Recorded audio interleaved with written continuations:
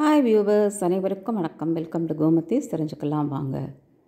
இன்றைக்கி குழந்தைங்களுக்கு பிடிச்சது, ஸ்கூல் விட்டு வர குழந்தைங்க, வேலை விட்டு வர ஹஸ்பண்டுக்கு சாயங்காலம் வந்தவுடன் ஒரு காஃபியோட இந்த டம்ளர் கேக் கொடுத்தோன்னா ரொம்ப விரும்பி சாப்பிடுவாங்க. எப்படி பண்ணுறதுன்னு பார்க்கலாம் வாங்க. 3/4 கப் சர்க்கரை, ஒரு 4 ஏலக்காய், அதில் தோலை நீக்கிட்டு விதையை மட்டும் சேர்த்துக்கோங்க. ஒரு மிக்ஸி ஜாரில் மாற்றிட்டு நம்ம நல்ல ஃபைன் பவுடராக நல்லா அரைச்சிக்கோங்க. இது அரைச்சதுக்கப்புறம் பவுட்ரு பண்ணதுக்கப்புறம் இந்த மாதிரி இருக்கணும். ஸோ நல்லா அரைஞ்சிருக்கு. ஒரு மிக்சிங் பவுல் எடுத்துப்போம். அதில் இந்த பொடிச்ச சர்க்கரையை சேர்த்துருவோம். இது கூட 1 கப்பு கோதுமை மாவு, நல்லா குமிச்சா மாதிரி, ரொம்ப அமிக்கி எடுக்காதீங்க, அப்படியே லேசாகவே போட்டால் போகிறோம்.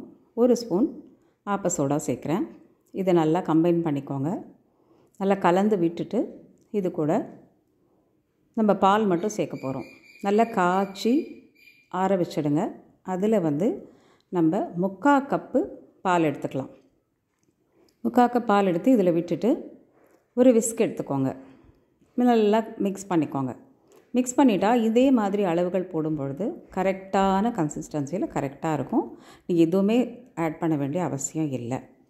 இப்போ இது ரெடியாக இருக்குது. ஒரு குக்கரை ப்ரீ ஹீட் பண்ணிப்போம். உள்ளே ஒரு ரிங்கோ ஸ்டாண்டோ ஏதாவது ஒன்று வச்சுடுங்க.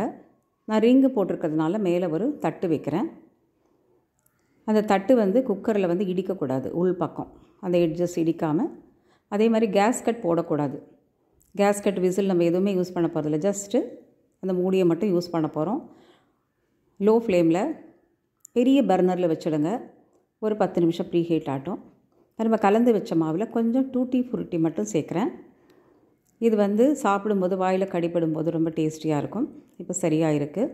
இது கூட வாசனைக்கு அண்ட் டேஸ்ட்டுக்கு 2 டேபிள் ஸ்பூன் அளவுக்கு நல்ல பசு நெய் சேர்க்குறோம். இந்த நெய்யும் நல்லா கலந்து விட்டுடுங்க. கலந்து விட்டுட்டு நம்ம டம்ளரை ரெடி பண்ணிடலாம். ஒரு 4 டம்ளர் அளவுக்கு வரும். 3 டம்ளர் ஒரே சைஸ் இருக்குது, இன்னொரு டம்ளர் கொஞ்சம் பெருசாக இருக்குது. இதில் நம்ம நெய் போட்டுட்டு உள்ளே ஃபுல்லாக அப்ளை பண்ணிடணும். ஸோ இந்த நெய்யும் அப்ளை பண்ணிட்டோன்னா, மாவை விட்டுட்டோன்னா நம்ம கேக்கு ரெடி ஆகிடும். ரொம்ப டேஸ்டியாக இருக்கும். ரொம்ப ஈஸியாக பண்ணிடலாம். பிகினர்ஸ் கூட ஒரு தப்பு கூட வராது. சொதப்பாமல் ரொம்ப அருமையாக வரும் இந்த கேக்கு. ஸோ இந்த டம்ளர்ஸ் ரெடி. இப்போது நம்ம அதே கரண்டியால் நம்ம இதில் 3/4 கப்பு இருக்கிற அளவுக்கு மாவு விட்டால் போகிறோம். ஏன்னா ஒரு 1/4 பாகம் இருந்தால் தான் அது புஷ்ஷுன்னு ஃப்ளஃபியாக வரும்பொழுது வேகிறதுக்கு இடம் வேணும். 3/4 கப்பு மேலே ஊற்றக்கூடாது. 3/4 கப் கீழே இருந்தால் பரவாயில்ல. ஸோ இது கரெக்டாக இந்த மாவு இந்த 4 டம்ளருக்கு தான் வரும். 3/4 கப்பு வரும். 3/4 கிளாஸ் வரும். ஸோ சரியாயிடும் மாவு உங்களுக்கு. ஸோ இது இப்போது ரெடி ஆயாச்சு. நம்ம இப்போது சூடு பண்ணியிருக்கிற அந்த குக்கரை திறந்துட்டு உள்ள கிளாஸை செட் பண்ணிடலாம். இந்த கிளாஸ் எல்லாம் கூட ஒன்றுக்கு இடிக்காமல் வைங்க. அந்த உள்ளே வச்சுருக்கிற தட்டும் குக்கரில் இடிக்கக்கூடாது. இந்த கிளாஸ் ஒன்றுக்கு இடிக்காமல் அழகாக கொஞ்சம் கேப் இருக்கணும். இப்போ மூடிடலாம். மூடிட்டு இதே லோ ஃப்ளேமில் பெரிய பர்னரில் அப்படியே இருக்கட்டும். 20 மினிட்ஸ் நீங்கள் பேக் பண்ணுங்கள். அது நடுவில் டூத் பிக்கோ கத்தியோ ஏதாவது ஒன்று விட்டு பாருங்கள். ஒருவேளை வேகலைன்னா மறுபடியும் மூடிட்டு ஒரு 3 to 5 மினிட்ஸ் வேக வைக்கலாம். இப்போ இது ஒட்டலாம் வெந்துடுத்து நல்லா ஆறட்டும். ஆறின பிறகு தான் நம்ம அதுலேருந்து எடுக்க முடியும். ஸோ ஒரு தட்டில் வச்சுடுங்க, நல்லா ஆறட்டும்.